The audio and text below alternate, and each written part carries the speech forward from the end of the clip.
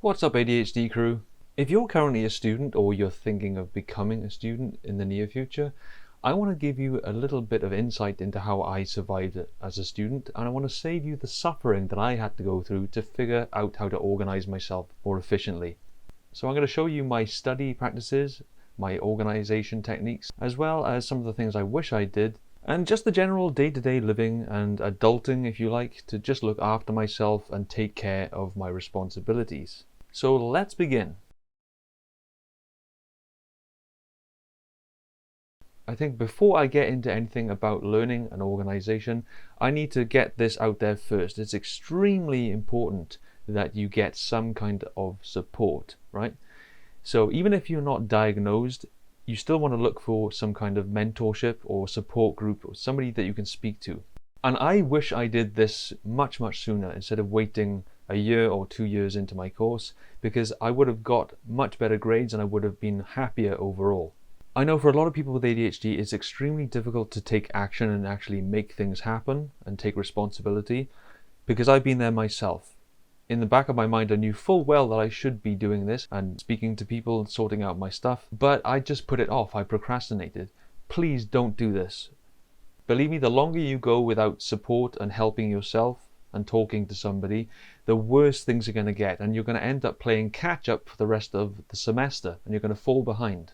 So I don't care who it is, speak to your lecturer, speak to a friend, a colleague. Just find somebody that can refer you to a support system of some kind so that you can get somebody to sit with you and help you out, and you can talk about your issues that you face with studying. The next thing I want to touch on is the study environment. Environment can make or break your experience and your ability to stay focused. So I encourage you to experiment with different study setups and environments. See what helps you the best. Now for me, I needed complete solitude in order to focus and concentrate on my studies. So the campus library, although it was the right environment, a lot of the times it was too distracting because it was just flooded with other students and the noise was extremely distracting and I just couldn't really focus, right? So it was kind of counterproductive. The only times I could go to the library and actually get some work done was in the off-peak times or during the evening where the students were off out somewhere. So for me it was rather tricky and I had to do a lot of introspection to see what worked best for me. Some of you may prefer to study at home, and that was an option for me for a while as well, because at home you have the ability to isolate yourself further and you've got the added comfort and safety of your own nest. But there is a caveat. I think when you study at home, you've got the distractions of things like Netflix. It's so easy to just jump in bed and watch movies and play video games. It's almost too comfortable. So again, this is what it boils down to, is finding that environment that you can mimic the workplace so that you take it seriously. So the bottom line, I would say, is create a dedicated go-to study place that's orderly, clean and tidy. Keep the clutter to a minimum, and any clutter and unnecessary distractions you need to eliminate as much as possible. Some of you might prefer to study with some kind of music, in which case I would recommend doing so if it helps you, and perhaps getting yourself some noise cancelling headphones. This was something that I used a lot in order to block out external sound, but most of the time I didn't even listen to music, because for me I personally prefer complete silence. So instead of listening to music, I'd have silicone earplugs with the headphones on top so that I had complete silence. Really helpful for when I wanted to go to the library in the day and I had to get some work done. Okay, so now you have to have the right tools to help you to stay on track. In my opinion, the most beneficial way for ADHD people to learn is by things being very visual, easy to access, and highly memorable. So having tools that can allow you to take pride in organizing yourself, as well as giving you consistent reminders of your responsibilities, is crucial. To name some of the tools that I invested in, firstly I used a physical calendar that I put on my wall, and I would write down important events and deadlines and circle them so that I could see every day where I needed to invest my time. But don't stop there. I think it's important to also utilize smartphones these days by using apps such as Google Calendar app. That's what I use. So Effectively, I had two sets of calendars. One I could see every day at home, and one that I could carry around with me wherever I went that would also allow me to have alarms and reminders as well. So I really recommend you spend some time out of your day setting up some kind of schedule. Other things I used was whiteboards and notice boards. Again, these can be bought very cheaply and they can be very effective at seeing your goals and things that need to get done. Keeping it on my bedroom door was one of my go-to methods, because every time I had to leave the room it would be right there in front of me and I couldn't really escape it. I also used color-coded document files. Things like these are great and they allow you to put in multiple documents where you can just put a little tag at the top and write the subject, the topic, whatever you want, whatever works for you best. And that way you can easily access the right parts of your course that you're trying to study. And one final thing I recommend for organization is invest in some kind of filing cabinet or storage boxes. You can buy plastic containers that are very handy to store away your documents and your paperwork. Great options for students on a budget, and it allows you to make things much more accessible. And perhaps you might even want to label the drawers so that you can see exactly what's inside. So the bottom line is, the more visible and memorable things are, the easier it's going to be for you to stay on track. You don't have to spend a lot of money either. A lot of universities offer discount cards on the first day or the opening day. So have a look around. Don't be too impulsive, but you really do want to invest in these things because it's going to change the game.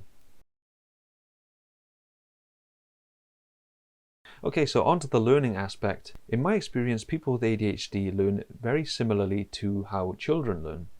It's usually through a combination of connecting emotions with images and sounds. One of my favorite ways to learn is through video. I often find that YouTube is an incredible source of education, and more often than not, you can get the answers you're looking for much more quickly than you can through university. Nowadays, a lot of universities offer lecture slides that are very visual, and you can easily download them on the university intranet website. And if you can, I'd consider printing out these lecture slides and keeping them in a folder so that you can look through them and annotate, make notes, and so on. So when it comes to studying, I do recommend you try to make it visual and try to make it fun. For example, you could try making flashcards.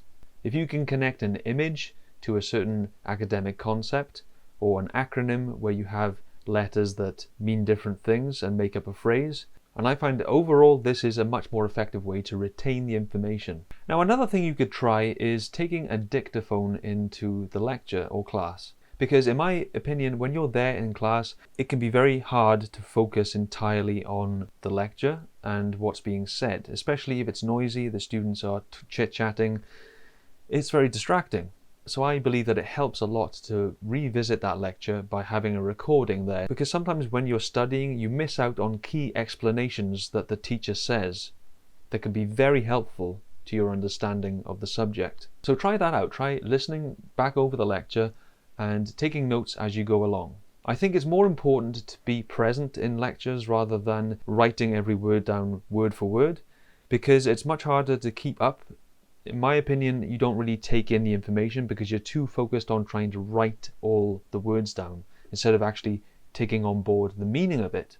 So I think it's better to record it and listen to it and perhaps just make general notes and highlight important pieces of information using color highlighters. In regards to learning in the classroom, I recommend that you position yourself centrally, so that way you can isolate your center of attention and you can minimize other distractions, such as other students talking or looking out the window, right? You want to make it as hard as possible for you to look anywhere else. And this goes for the people that you're around.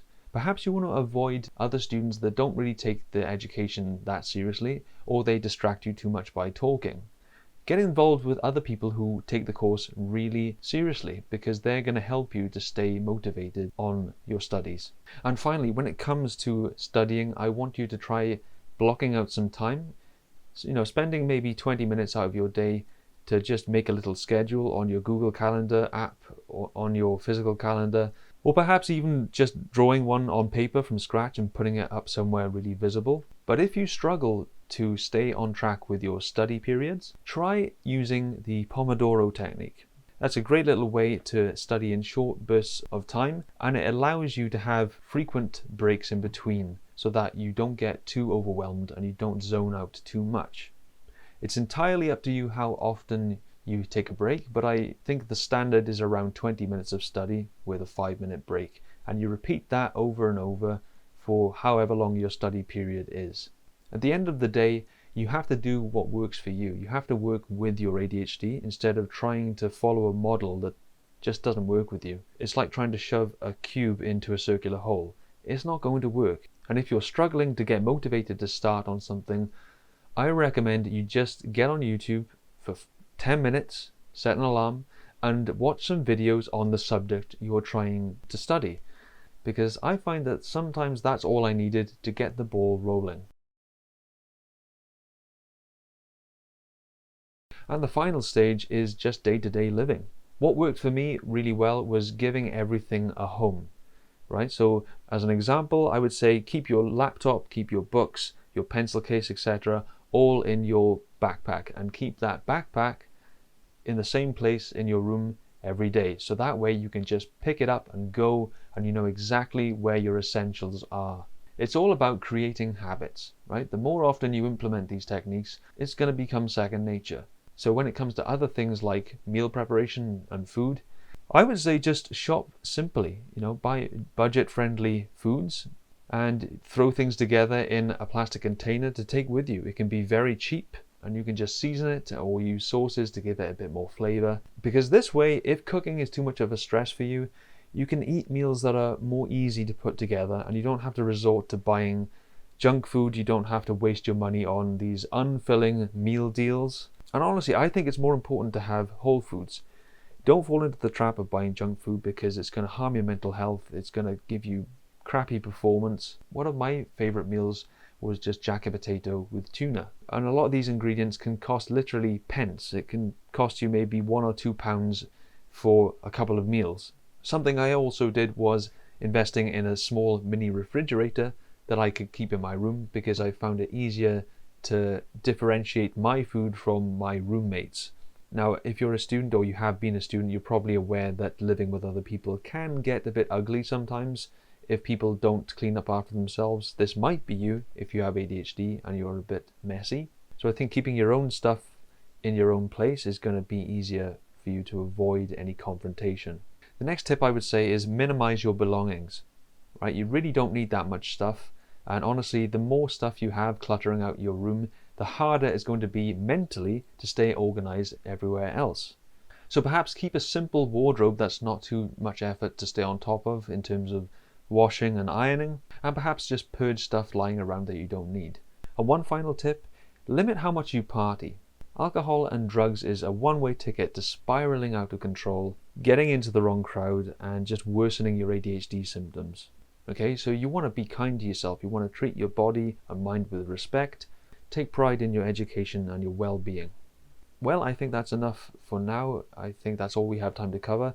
But if you want more specific information on things such as money management, sleep, procrastination, etc., I've left a few links to my past videos in the description box below, so feel free to check those out if you want a little bit more advice.